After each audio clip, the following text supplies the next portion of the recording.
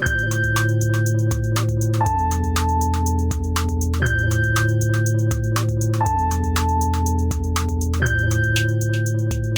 right, everybody, welcome back. It's the end of the world. Michael and Stu. I'm Michael. And I'm Stu. And today we are talking about one of the great 2000s era television programs. That is right. It is Battlestar Galactica. Finally. The rebooted series. A remake of the somewhat popular 1970s show, but a remake. Camp, right? Sort of campy. Yeah, we'll get into that in a little bit, but we'll give a little bit of that in our context introduction to the program. But I think also, though, we should be clear that we are talking about strictly right now about just the mini series. We will be visiting the show throughout the history of the podcast because it is certainly one of my favorites. It's a great show. I legitimately hadn't watched it in a while, and I was like, oh yeah, this is actually good. One of those rare moments when Michael Terry is actually a fan of something and not just filled with seething hatred. I think I'm about 50-50. Come on, you hate everything. I mean, maybe it's our curation's the issue. Everything to you is Da Vinci to me. But before we go into the history and talking about the miniseries Battlestar, a lot's happened in the last week. It's been a kind of insane week. Oh, yeah. We're not going to go into too much depth on any of this, but it would be remiss of us to not at least acknowledge that Israel and Iran are now at war and have been exchanging barrages of missiles and drones. And apparently there have been a lot of Israeli agents within Iran doing acts of sabotage and targeting of specific locations.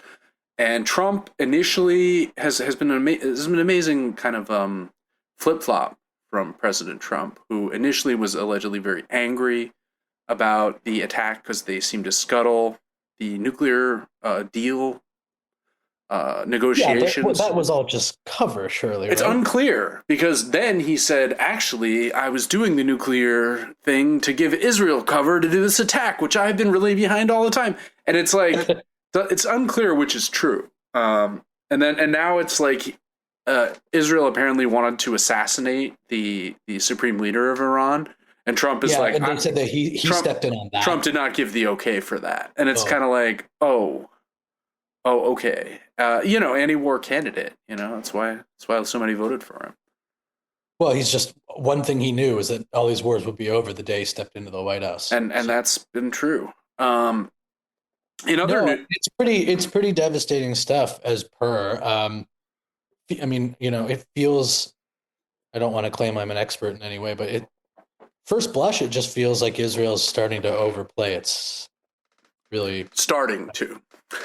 I mean, honestly, I'm not talking about what acts are worse or better. I mean, obviously, the genocide is horrific. What I'm talking about is more broadly from a geopolitical perspective, that whatever the hell they think they're going to accomplish out of bringing another state actor in the region directly into this, that's what I mean. I just don't see it going whatever way. I play it out now. I don't even know what a good version of this ends up looking like for Israel. Well, did you see Bill Ackman was like, Israel's gotten the ball rolling. Now America needs to step up. It's time to evade and conquer Iran. I mean, sure, that's going to happen. Eric Prince, the private contractor guy, was like, "No thanks." Well, I mean, look, it's like the only hope that could maybe come out of all this is that the extension of this nightmare into,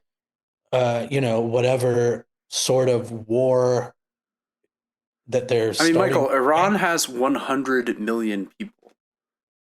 Right. What I'm saying is their army is like over 1 million people strong. Yeah, I'm saying the hope is that could this, God knows that nothing else seems to be working to bring attention to the situation in Gaza in any way that seems to impact the horrific nature of it. Yeah. But maybe extending this out into the greater region in a more concrete way than what we saw in Lebanon leads to more pushback, you mean?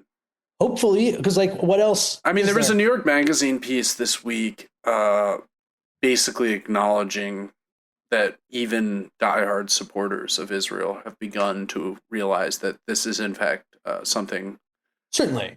I mean, close to, if not precisely, a genocide. But it's like, oh, really? Like, it's disgusting to have to watch it this way. Is watch these like voices now starting to at least moderate or tut after people have been saying this from get go. It's like it's truly disgusting that these people feel like they deserve some credit for starting to recognize something that was being made plain to them. That was quite obvious to a lot of us on October 8th. But yeah. Now, switching gears slightly, this past weekend was several major events. One, my 25th high school reunion. Congratulations. Went very well. Had a good time. Great to see some old friends. Two, Trump's military parade, even more important than my high school reunion. As sparsely attended, from what I could hear. I think so. I think there probably was more excitement and passion, and certainly more drinking, though not by me, of course, at my reunion than there was at Trump's parade, which seemed very desultory, right? It seemed, even Trump himself in the shots I've seen from it seemed depressed. Apparently Melania fell asleep several times. Pete Hegseth seemed to have ADHD. Well, he was drinking, sure. ADHD, that's true. Yeah, he should have come to my reunion. He would have fit right in. He must treat his 25th reunion when he, I mean, maybe it hasn't happened yet. I feel like I'm older than Pete Hegseth. Yeah, maybe you are. Dark wings, dark words, as George R. R. Martin would say. Did you think no one would come to the reunion or the parade? Well, yes to both. I sort of thought it was going to be a very well attended parade. I think the weather scared some folks off. Yeah. Timing wasn't great. What was well attended was the No Kings rallies around the country, which drew millions of people, indicating that there's a significant pushback in the aftermath of these ICE raids that have set off the protests and conflict in Los Angeles, and that Trump is now underwater in his handling of immigration, which I found in polls, which I found interesting. I mean, again, though, it just showed all of this just ends up illustrating the like pathetic vacuum in the Democratic Party and inability. I mean, like here in New York, we're having the mayoral election, and it's this slight glimmer of hope that the New York Times is trying to extinguish as brutally as possible with the most mealy-mouthed bullshit. That Mamdani is making a go of it, and honestly, I'm going to go out and say I think he is going to win. And then we'll see what rugs get pulled out from under him by. Well, it'd be interesting to see who runs as a Republican in that case, right? Mario Cuomo or Andrew Cuomo, whatever. I would love it if they got Mario back. Cyborg Mario. Somebody wrote an article today that I saw that was like, well, if there's one thing, this was said earnestly, if there's one thing they have in common, the two candidates, is they're both they both face accusations of being a Nepo baby. Zoran's parents directed a movie, his mother, I think, right? And Cuomo's was governor of New York. As though these two things... Yeah, well, those are the same. I mean, basically. But anyways, my point is, and I've been seeing a bit of this on, from the usual suspects on the left media sphere, but where are all there should be insurgent campaigns everywhere. They're the only ones that can get any traction now. I don't know how a person like Cuomo can run almost anywhere at this point. Like the party is so reviled that any opposition to it within a primary is going to get you traction that you would not have had even. But I mean, this is the same party that just kicked David Hogg to the curb as soon as he even dared to imply that he might want to turn to younger candidates. But again, I mean, he is in the belly of the beast in terms of the levers of power. What I am talking about is winning seats, winning municipal, these types of things. Well, he's not anymore. Hogg is gone and he's not running. Right. So yes, I mean, in terms of actually looking at the DNC itself and being like, I'm going to come after all the shitty candidates that you guys choose. I can kind of see how that's not going to work. Yeah. But this is a pretty big, again, we're in New York. It's a bit of a bubble, but this is one of the most important positions in American politics. It's not in terms of its power or what have you, but at least symbolically, right? America's mayor of it all, That's right. And it's it's unfathomable that this guy, Andrew Cuomo, no, Mamdani could be competing in this at any other point. I mean, yeah. Not because I don't like him. I do. I really like him. I'm ranking him number one, obviously, and don't rank Cuomo to anyone who's listening. But do rank other people over Cuomo. Right. My point is that, like, if you look at him, okay, it's like young, charismatic, online, savvy, hot. Totally hot, totally inexperienced by any like conventional standard. Sure. And it doesn't matter. And so that alone should get people saying, well, why don't I run for something? I mean, like, not to be that extreme, but like there's an opening here. And, and I think the no kings thing is a great example, because the Democratic Party is still in this flux of people carrying signs like, if Kamala was president, we'd all be at brunch right now. I can't believe people brought that out again. Like, I mean, these totally feckless people that like all they're concerned about is the abandonment of norms or whatever, kind of coming into a clash. This is a textbook Democratic protest. The same problem it's always had is the demand should be abolish ICE, obviously, right? Yep. And it is in many corners of this thing. And then all of a sudden we start hearing like, oh, look how peaceful, look how quiet the protest was. Look at how they really all got their points of view across. And it's like, yes, well, great. But like, are you trying to bring about the political will to end a controversial agency or not? And you have to choose. You can't just say no kings. What? Yeah.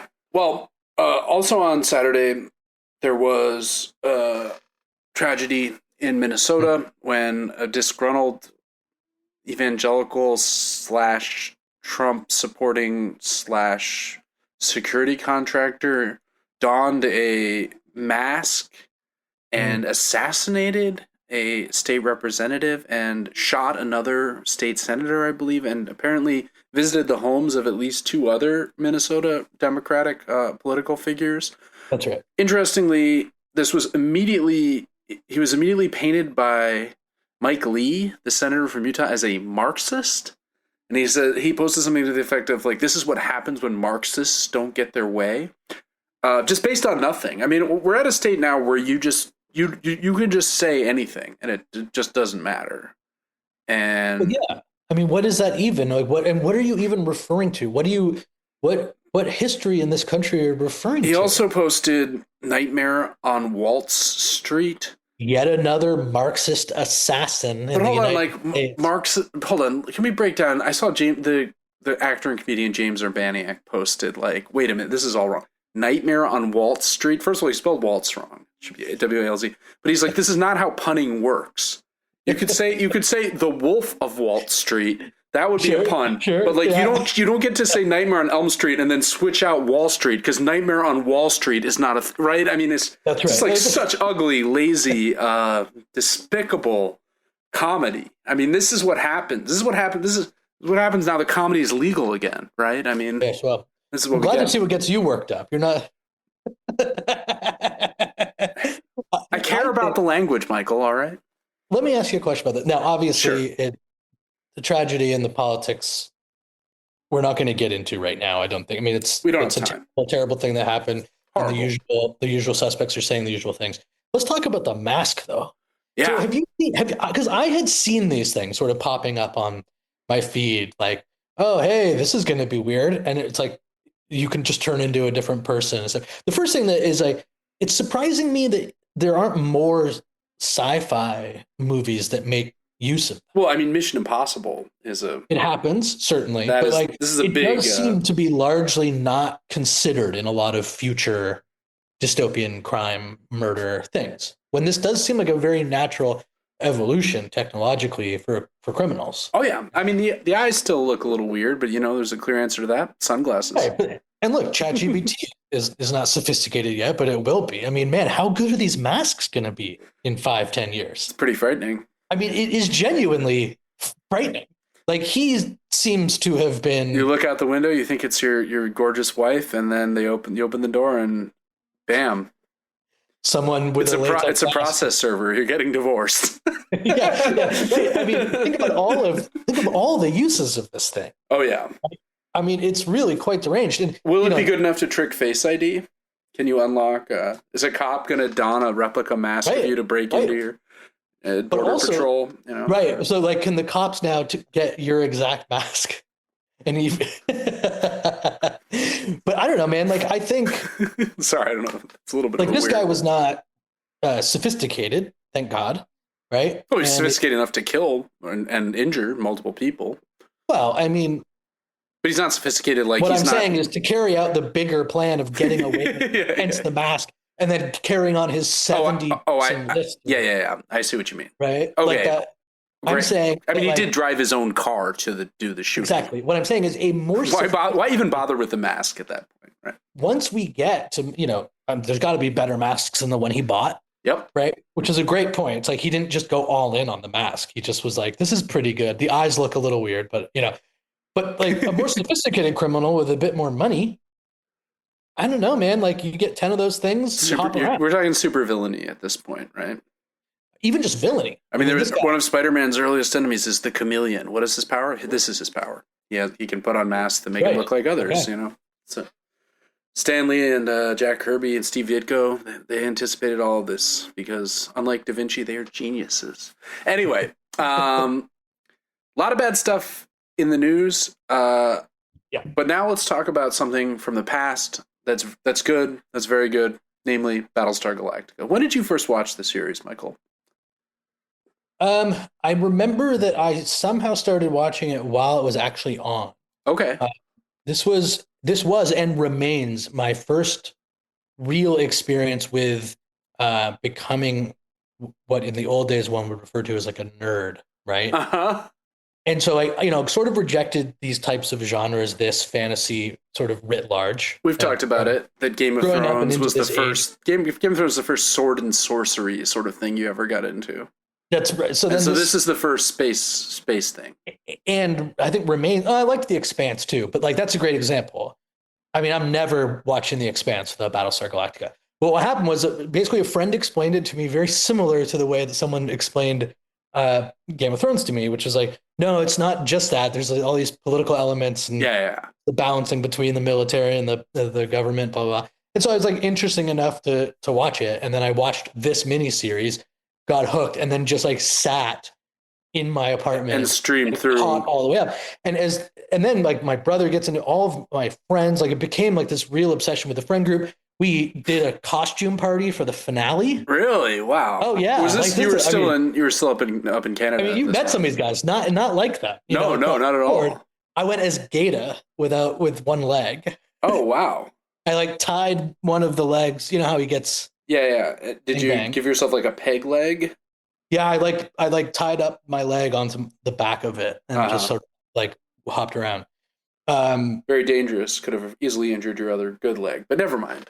You didn't. But yeah, we went all in, and my brother was just like obsessive with the message boards and the theories. Oh, and really? It was great because I didn't have to do any of that, and he just keep you abreast of all. Tell me all the theories about what was going on. And we'll get into the whole series eventually, but I mean, that's great. That's fun. We will talk about. So you're not a hardcore sci-fi guy. I'm proud to admit that I in fact was a very, very hardcore sci-fi guy. And honestly, I still I like to pass myself off as this kind of highbrow literati artist musician, a sort of Renaissance man who doesn't claim to be an inventor and thus is not a hack fraud. This is how I pass you off to people as well. If you're thank you.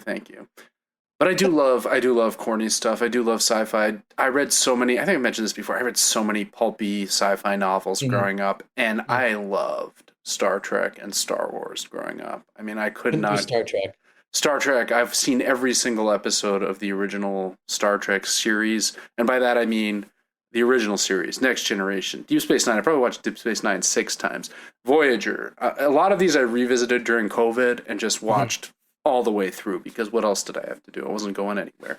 Ronald D. Moore was the creator of the rebooted Battlestar, was a writer for Next Generation, which is kind of where he had the bona fides to like pitch this and get this, successfully made. He'd done it before.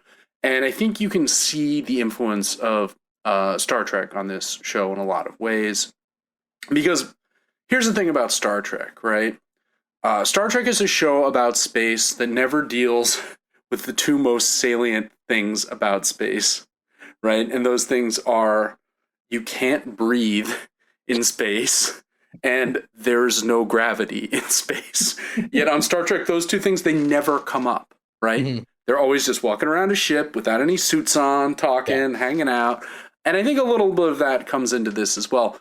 I think this show can be understood as a hybrid between Star Trek and Star Wars, especially the original series that it's drawn from. I think the newer show, the show we're discussing, it does a lot to differentiate itself. But when you watch the first few episodes of the original show, which came out in 1978, a year after Star Wars, right, when they're in their little fighter ships shooting, you're like, oh, this is just Luke. Their uniforms kind of look like Luke Skywalker's.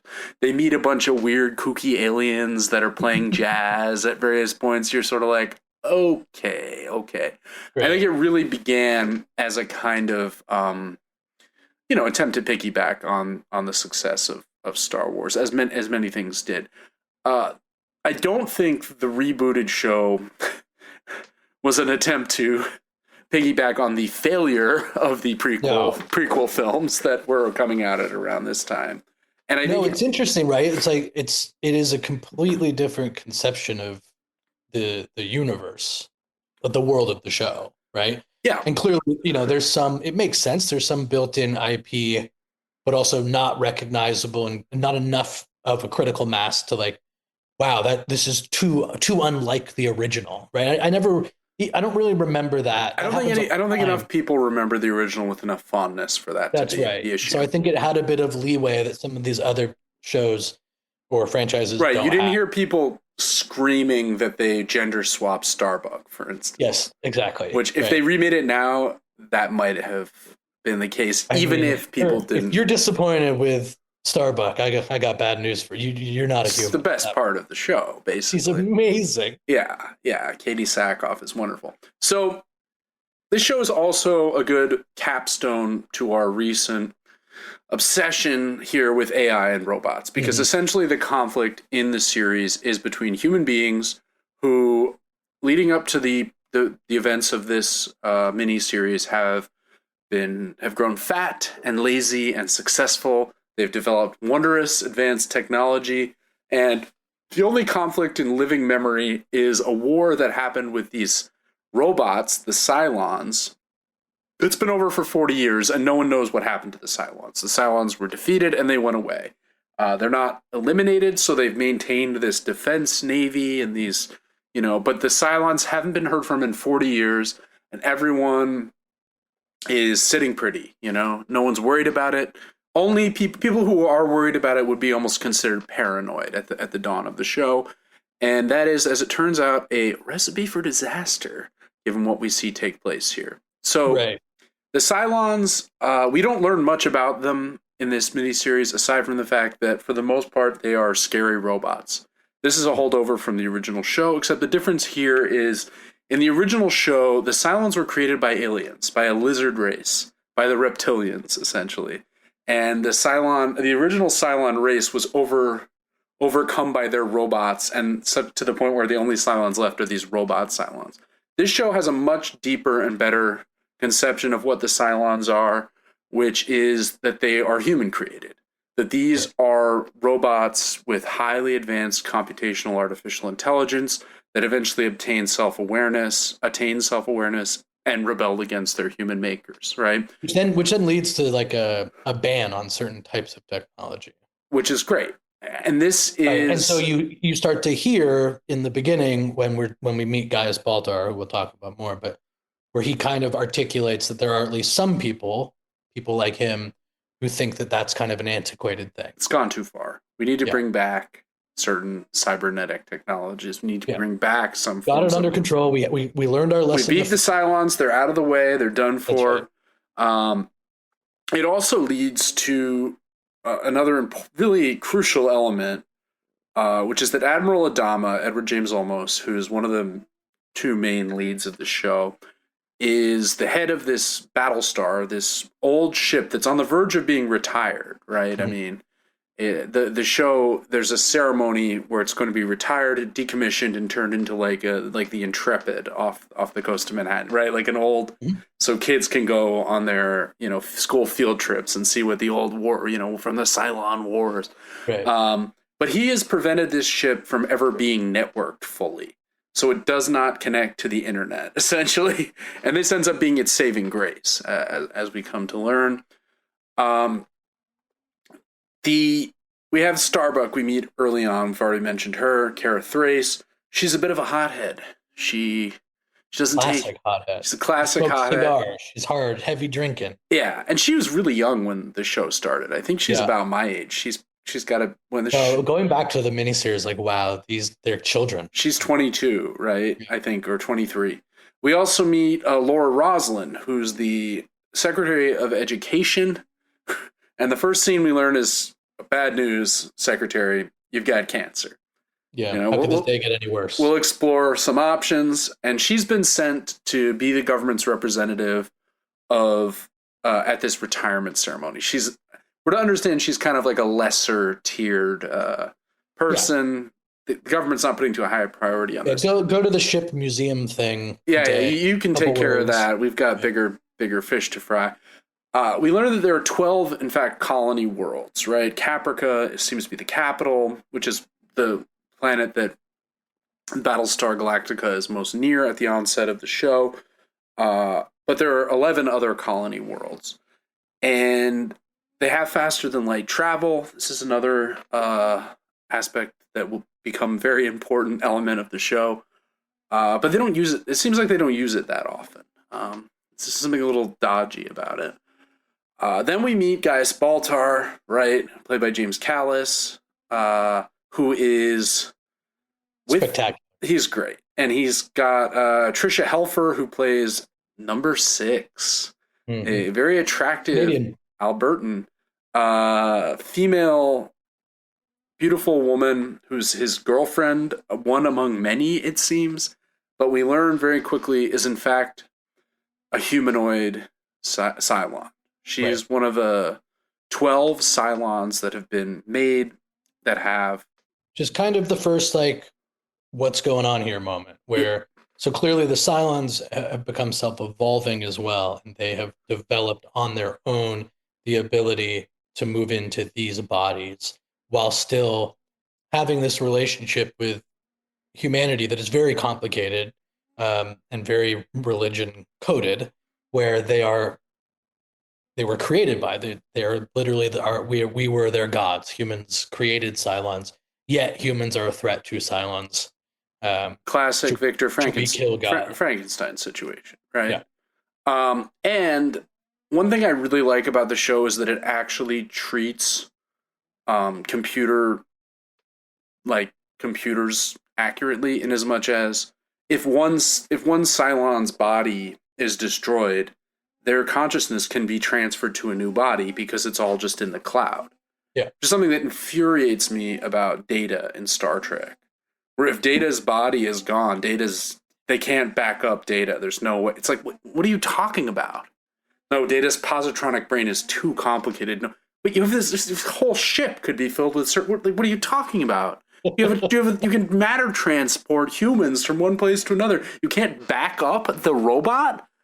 Anyway, it's stupid. It's a really stupid aspect of Star Trek, and Star Trek is canceled. Anyway, this show, I think, treats that issue correctly, which is that if her body blows up, there's another one of her waiting. In fact, we come to see by the end of the series, there are many bodies of her waiting, some of which are already inhabited by her consciousness.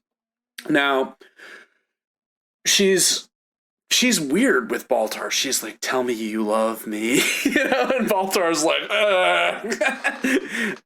these robots are not mechanical. They have fully understood humanity in a way that a lot of other depictions of robot life don't really depict, right? In fact, they seem to understand humans better than we understand ourselves. Yeah. Right? Yeah. Like there's a very much an aspect of her opening up Gaius Baltar's eyes, who on Earth on Caprica among humans is considered one of the great geniuses of the time. The Elon Musk of his moment, if you will. Right, but like he's not he's not really portrayed as like a con artist. He's just like I mean, I'm talking about more of the reputation of Elon Musk prior to his being totally exposed as a fraudulent monster. But he is kind of as monstrous as Musk in his way. His ambition has blinded him in a way that might be said as similar. We also meet Lee Adama, played by Jamie Bamber. I feel like Jamie Bamber just sounds like a British footballer name to me. Like, where's Bamba subbing in? Well, he's English. Well, he is English, but he's not. I was like, is there a footballer named Jamie Bamber? No, there was someone named Bamber who played in the 50s, but I don't know where I got that in my head from.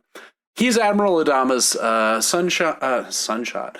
He's his son, and he's a hotshot. And he goes by the codename Apollo. I think it'd just be easier to call him Apollo rather than talk about the two different Adamas. Sure. We also meet Boomer, who is another pilot.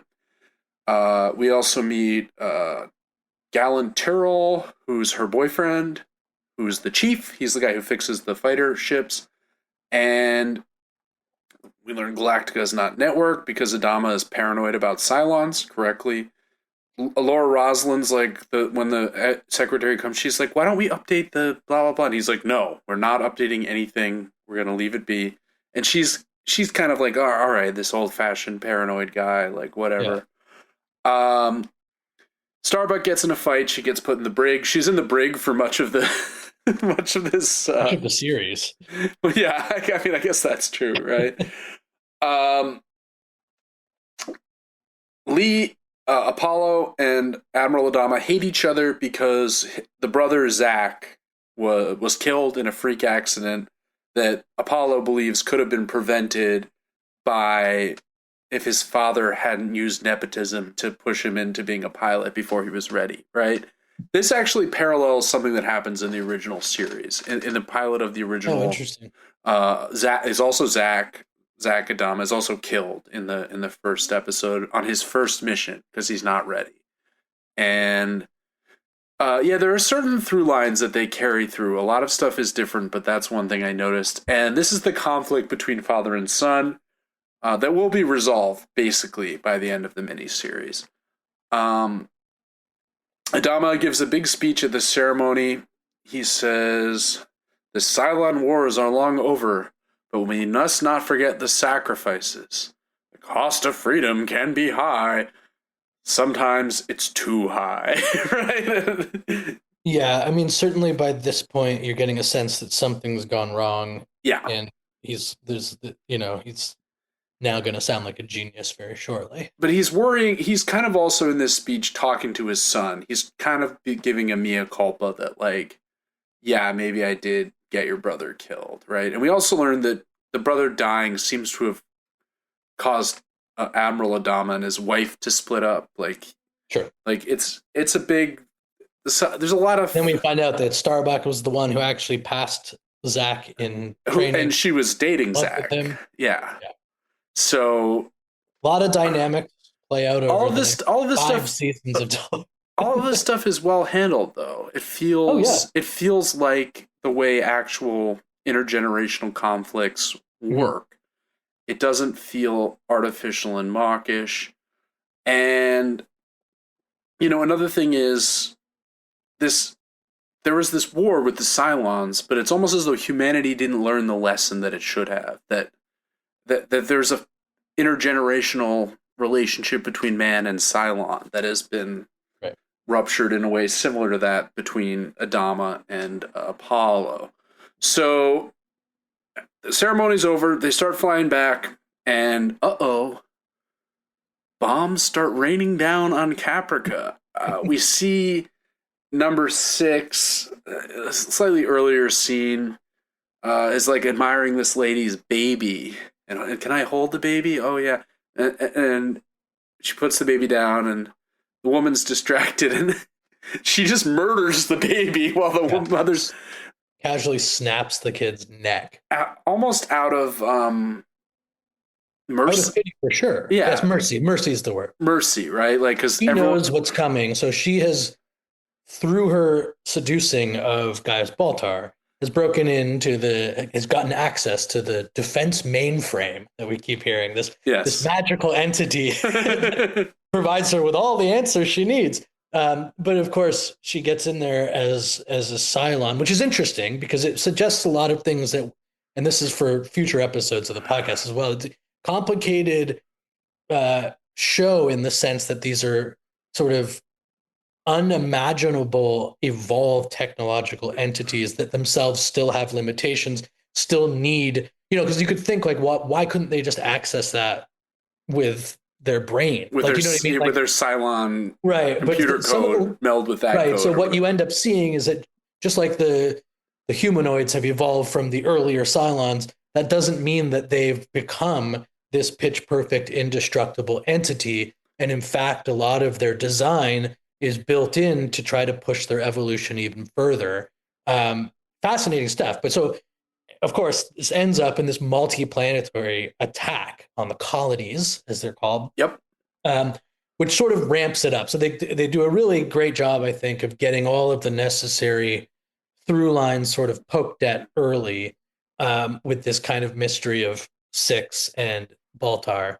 And then it just goes off, right? Yep. And basically long story short, they end up obliterating the vast majority of humanity. Something like 50,000 people. We get down to 50,000 roughly. Manage to escape either because they're already in space, right, or they get to a transported time. And then what ends up happening is that obviously the Cylons, there's the initial battle where they have to ramp up the Battlestar for its last dance, and they pull it off and they're about to get killed, and it's a nightmare and they're getting hit and all of that. And they jump to light speed and get away. Yes. And here's where the one thing that I know they needed to do to set up the dynamic between the military and the government, which provides this really bothered you. great fodder for the rest of the show. However, it is just so, what they decide to do is that Adama, who seems to have enough respect for the potential of Cylons to not even network his ship. Right. After all this time, he's still that paranoid.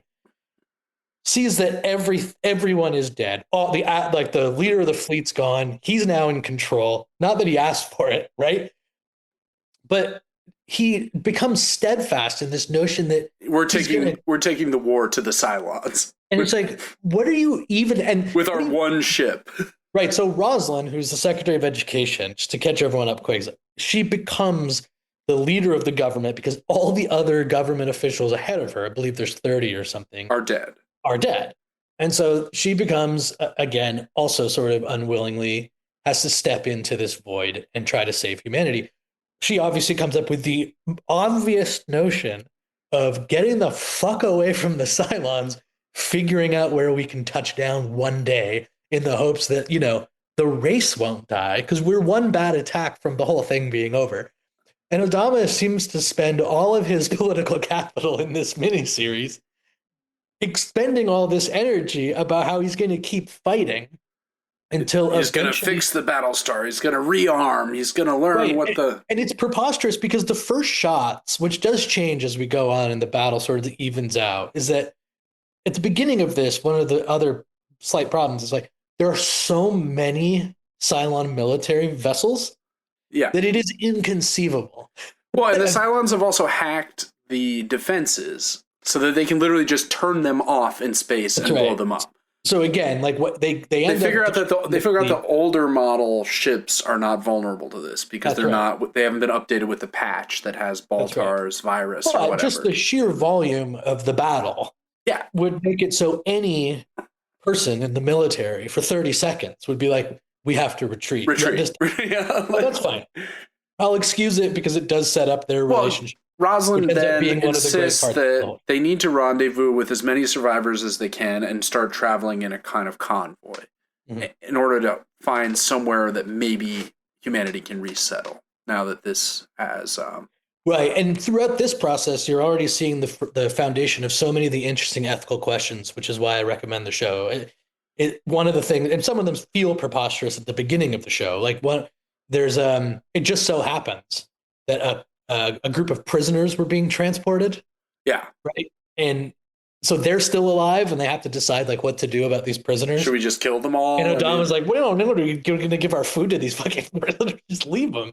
And she's like, we're not starting that or whatever. Right. We have human rights. But it is they're human beings. They have rights. Right. Yeah. And so this is where the show, for me, takes on this layer that I'm sure if I talk to any Star Trek fan, they'd be like, you would just love Star Trek too. What are you talking about? But this is better because Star Trek is mostly episodic, right? I mean, Deep Space Nine is not, but the rest of them are pretty much episodic. Right. This is great because the through lines carry through. And I think coming from Trek. Why it applies so well to the podcast and why I think we should revisit in these chunks is that, like, it does forget for a second about the war and the battling and all of that stuff. Never mind all the religious stuff that we will get into in future seasons. Is that it really does show the increasing difficulty / impossibility of maintaining rights and the sort of like antiquated sense of governing and will and the popular will and democracy as technology and crises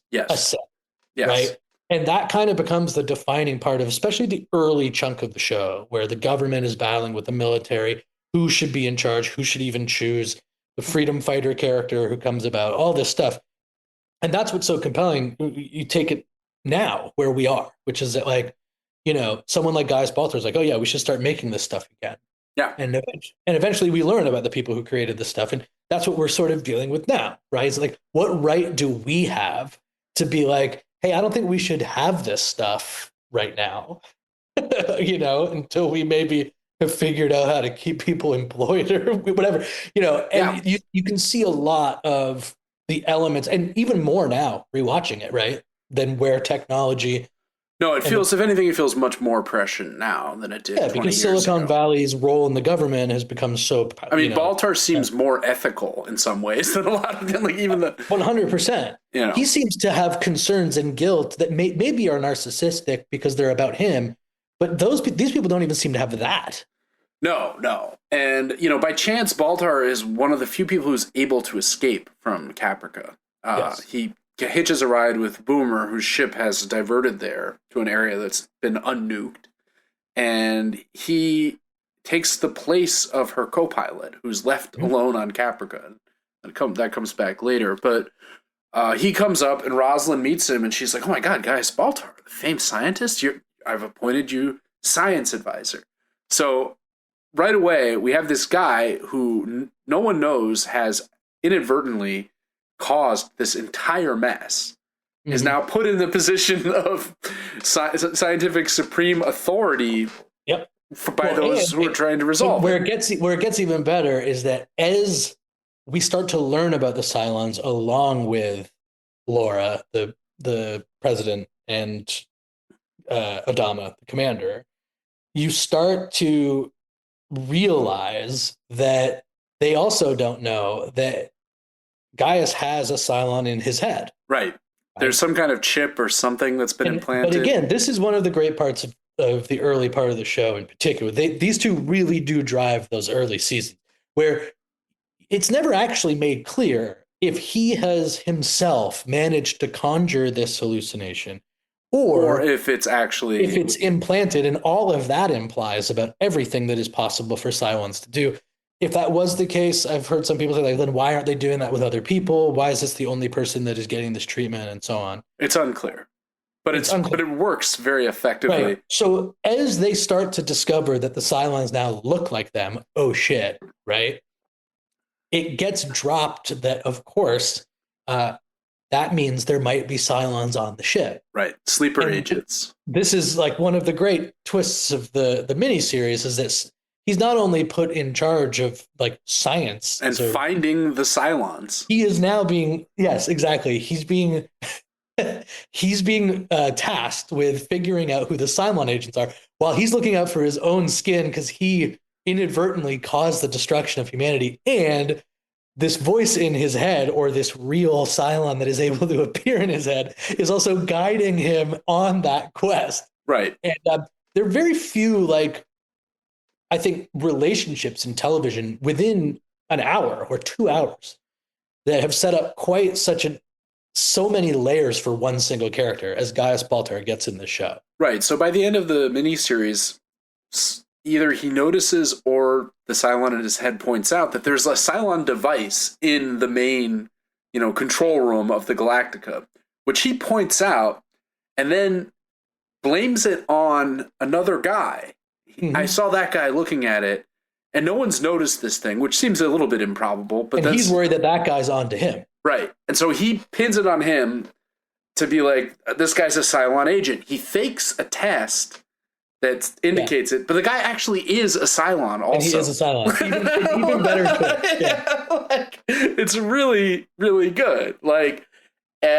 So what this ends up doing, there's a few things we should talk about once we get done with the plot. So let's just kind of speed up on the plot a little bit. Yeah, I mean, that's what happens is they make you think that's the Cylon agent. There you go, done and dusted. They found the one that's on the ship.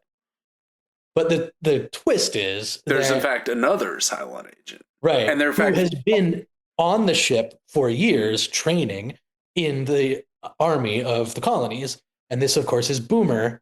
I mean, I still remember watching the end of it and just being like, "Oh no!" As soon as I got to the end of the miniseries, what happens is Boomer is the one who picks up Gaius Baltar. She ends up landing. She brings him to the ship. She brings him. Hilo, which is her co-pilot, ends up staying, sacrificing his seat for Gaius Baltar. That's right. Scientific genius to maybe he can help the world. Everything will be okay. He kind of lays down. What we are going to get to next time we talk about is that Hilo then ends up being deceived by another Boomer Cylon. Yeah. Right? And meanwhile, and falls in love with that Cylon. Meanwhile, the Sharon Boomer back on the ship is still in love with Chief, and all this stuff is going on. But all the model Cylons start walking together at the end of the. Well, not all of them. We only learn, I think, 3. Sure, and then maybe Boomer is the 4th. Let in on. Yeah. Start walking together. You see multiple models of the same, multiple versions of the same model, and then the last person who walks in, of course, is a copy of Boomer. And then you're just like, holy shit. Like, I mean, I still really remember the sensation of watching it for the first time. Just so certain that I was going to immediately watch 50 straight episodes of this television show. Because there have been tons of seasons when I started. Yeah. So this was back in the glory days when they used to make a lot of episodes in television. Yeah, it was still 22 episodes a season. And it really was like this. It was a pretty high-risk venture for Sci-Fi, the network. They kind of pushed all their chips in. You can tell that they like really cobbled together. They were like, okay, let's just get Almost, right? And then who's Mary McConnell? Yeah, right? Mary McConnell. So they get these 2 leads that people know enough, and then they fill them in with like, some of the acting is not amazing. Sure. But it's a pretty ambitious television show when you compare it to Sci-Fi's other efforts, right? So, by the end of the miniseries, they've got 50,000 people on these transport ships. They have a certain number of resources. They've taken what they can from this outpost they visit, and they're going to set course. And Adama ends up at a funeral for those who died. The funeral is so Trek coded. There's a bunch of funerals in Star Trek that are just like this, where they're like the admiral addresses the captain addresses everyone. But he says basically there's a 13th colony. It's called Earth, and he talks to the religious leader. Isn't this true? She's like, it is true. The scriptures speak of it or whatever. And he's like, and I know where it is. It's very far away. It's going to take us a long time. It's going to be very complicated. It doesn't make any sense if faster than light travel is possible, right? You could just go right. There's really no nod to him doing this throughout the show. Right? Yeah. Like at first he wants to fight them. Then it's kind of unclear. He's willing to admit that he was wrong, but what they're going to do. But then he gives this whole speech about Earth, which he knows how to get to, but we can't go straight there for some reason. Mm-hmm. And afterwards he meets with Rosalind, and she's like, "There's no Earth. What are you talking about?" Right. And he's like, "People need hope. Print the legend." It's a very, very like Liberty Valance kind of moment. This is like a very good example of where that actually does make sense. Yeah. Right. Like one of the great ways that this show kicks off is that, it gives you this idea that these colonies are now going to go back and look for this real or mythical planet that started this whole thing. That we know is real because we live there. Because we're living. but they don't know whether it's real, and it's a serious point of contention whether it is real or not, and then that ends up being another article of faith, right? Versus empiricism versus truth versus belief versus That's right. And then eventually, as we'll talk about, they get into we're monotheistic. It all sort of, it balances so many things that as it gets late in the going, it does get a little. The late season gets a little weird. The way I've come to grips with it, because I used to really defend the ending. We won't talk about it on this episode, but what I've come to grips with is that a show with that type of budget, that type of time, ambitious enough to do all of these different things in the sci-fi genre and have all of these different conversations that are not just rushed, by the way. Conversation between terrorist and freedom fighter, or military and government, democracy, authoritarian. These play out episode after episode. And over. Nothing is rushed. But the fact of the matter is, the whole point is those things are unsolvable. Yep. And so you're never going to come away. There are so many people who complain, all of the little, my brother would be on the boards and getting all these Easter eggs and all these clues about the myth and what is there and that didn't come together. So many questions that were left unanswered by Battlestar Galactica. But to me, how I've sort of come to grips with still feeling like it was a great show is that it really took time with some fantastic philosophical and social arguments and economic ones. It gets into workers' politics and really has time to breathe that out. And I think that's extremely, extremely rare. Yeah, I think it's great. I think it's a great show. I don't care that the ending isn't perfect. No ending is. But also it spawned an amazing prequel show that we'll also be discussing that didn't last as long, unfortunately. But I'd never actually watched it. I just watched the first 3 episodes yesterday and was like, oh, we have to do this for the pod. This is literally everything we've been talking about. That show, it still sort of surprises me that it didn't last longer. I'm not quite sure. It felt like Battlestar had such a huge... Yeah. I think it's because the setting is very different. It's not really a space show. I think that's part of it. I think that people really did fall in love with a lot of the characters. Right. So you don't have too much carryover. In fact, basically have none.